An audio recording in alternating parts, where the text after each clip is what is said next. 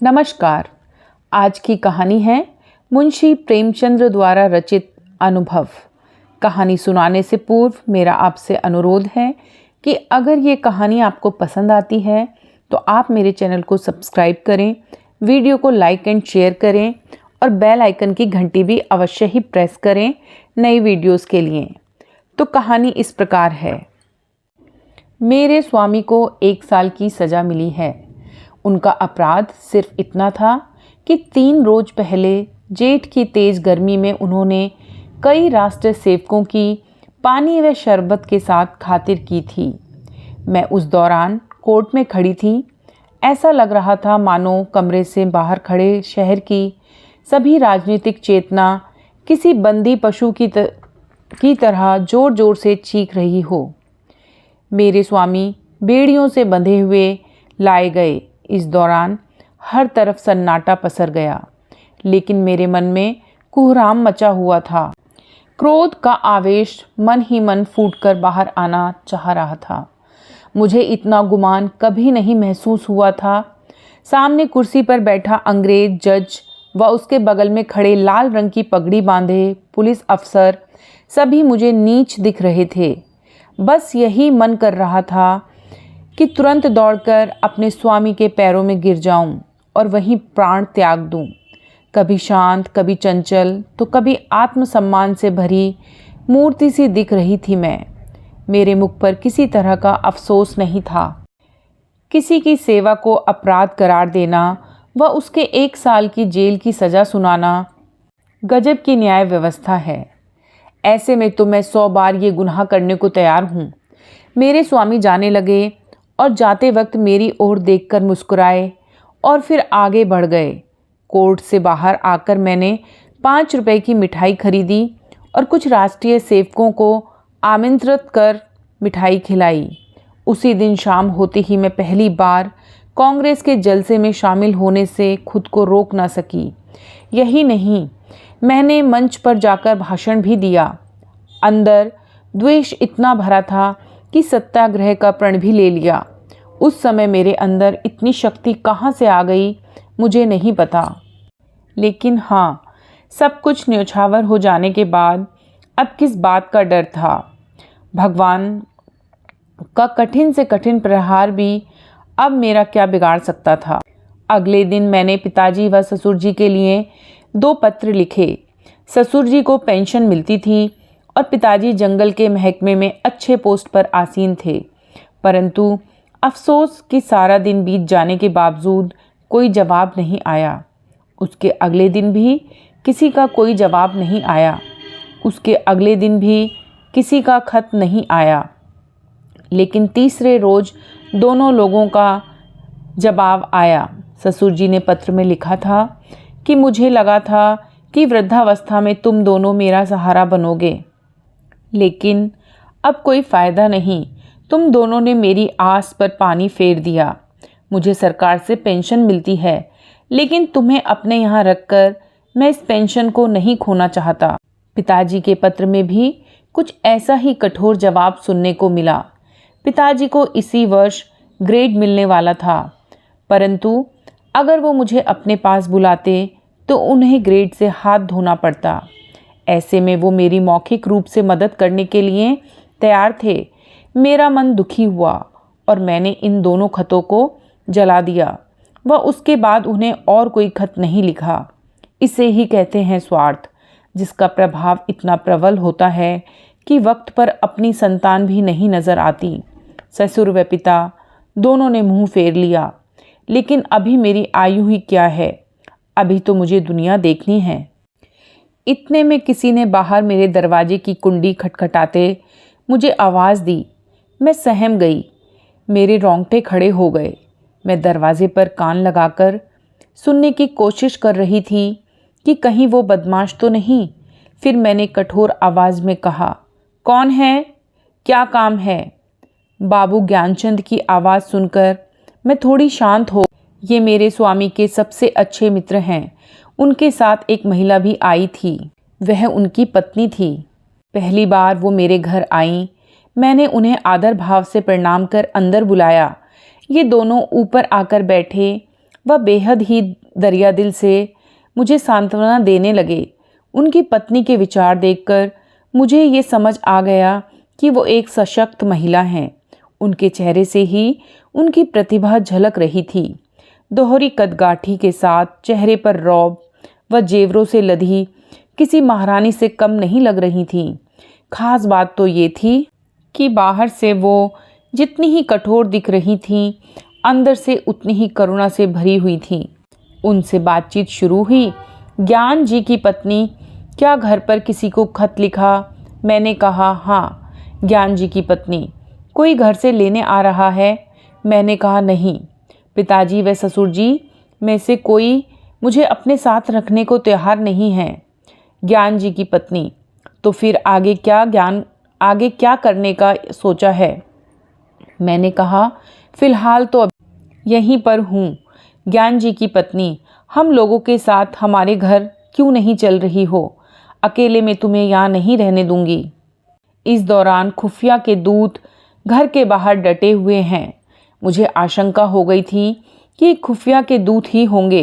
ज्ञान जी ने अपनी पत्नी की ओर देखा और पूछा, मैं तांगा ले आऊं? ज्ञान जी की पत्नी ने इशारे में ही आज्ञा दे दी। ज्ञान जी तुरंत द्वार की तरफ चले। तभी ज्ञान जी की पत्नी ने कहा, रुको, कितने तांगे लेकर आओगे? ज्ञान जी घबराकर बोले, कितने? ज्ञान जी की पत्नी, हाँ कितने? एक तांगे पर सिर्फ 3 लोग ही बैठ सकते हैं। बाकी के सामान, बिस्तर, बर्तन आदि कैसे जाएंगे? ज्ञान जी, फिर 2 ले आऊं? ज्ञान जी बोले। ज्ञान जी की पत्नी, एक तांगे पर कितना सामान आएगा? ज्ञान जी, फिर ठीक है 3 ले आता हूँ। ज्ञान जी की पत्नी, हाँ तो जाओ भी, अब इतनी देर क्यों कर रहे हो? जब तक मैं कुछ कहती तब तक ज्ञान जी निकल गए। मैंने संकोचते हुए उनकी पत्नी से कहा, मेरे आने से आपको तकलीफ होगी। कठोर वाणी में ज्ञान जी की पत्नी ने बोला, हाँ तकलीफ तो होगी। तुम किलो भर आटा खाओगी, घर का एक जगह भी घेर लोगी, ये सब क्या कम कष्ट है? इतना सुनकर मैंने कहा, क्या बहन आप भी? उनकी पत्नी ने मेरे कंधे पर हाथ रखकर बोला, जब तुम्हारे स्वामी वापस आ जाएं तो मुझे अपने घर में रख लेना, हिसाब बराबर हो जाएगा। अब ठीक है ना? तो चलो जल्दी करो। ये सब देखकर बिल्कुल सपने जैसा लग रहा था। इतनी उदार स्त्री मैंने आज तक नहीं देखी थी। मुझे उनमें बड़ी बहन दिख रही थी। ऐसा लग रहा था जैसे क्रोध व चिंता जैसी चीज़ों पर उन्होंने काबू पा लिया है। हर वक्त उनके मुख से मधुर वाणी निकलती थी, जैसे मानो सरस्वती का वास हो। उनकी कोई संतान नहीं थी, लेकिन फिर भी वो दुखी नहीं थी। घर का काम वो स्वयं करती और बाहर के काम के लिए एक लड़का रख रखा था। आश्चर्य तो इस बात का है कि दिन भर मेहनत करने के बाद भी वो कभी आराम ना करती।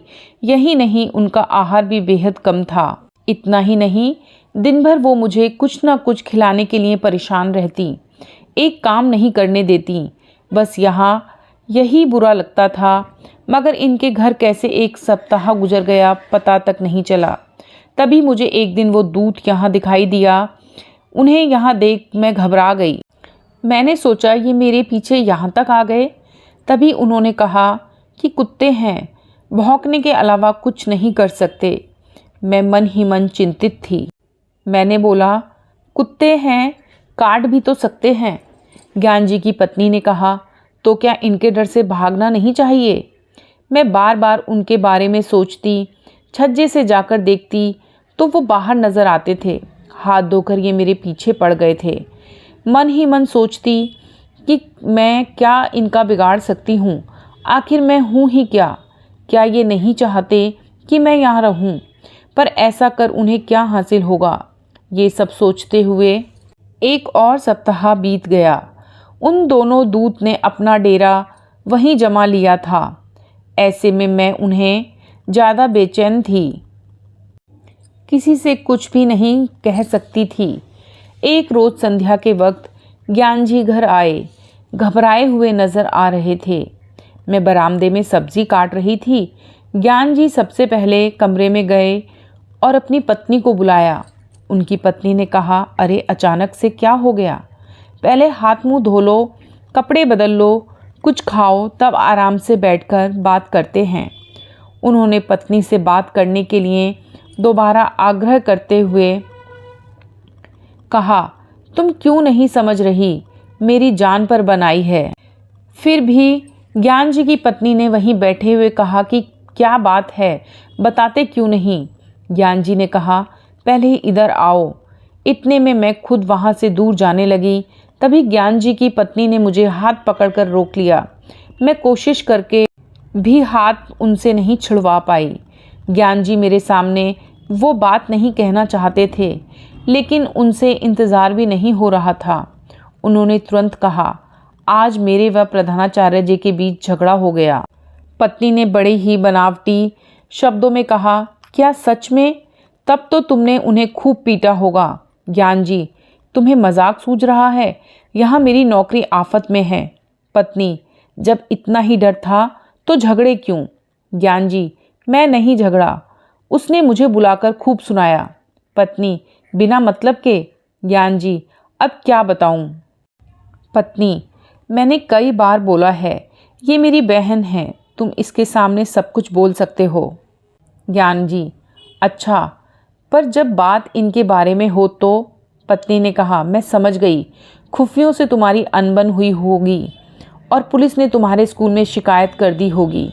ज्ञान जी सोचते हुए, नहीं ऐसा नहीं है, लेकिन पुलिस ने हाकिम जिला के यहाँ शिकायत की और उसने प्रधानाचार्य ने मुझसे जवाब मांगा है।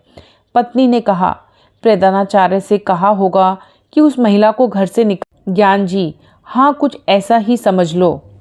पत्नी, फिर तुमने क्या कहा? ज्ञान जी, फिलहाल मैंने कुछ नहीं कहा है, वहाँ कुछ समझ नहीं आ रहा था। पत्नी ने गुस्से में कहा, जब तुम इसका जवाब जानते हो फिर सोचना कैसा?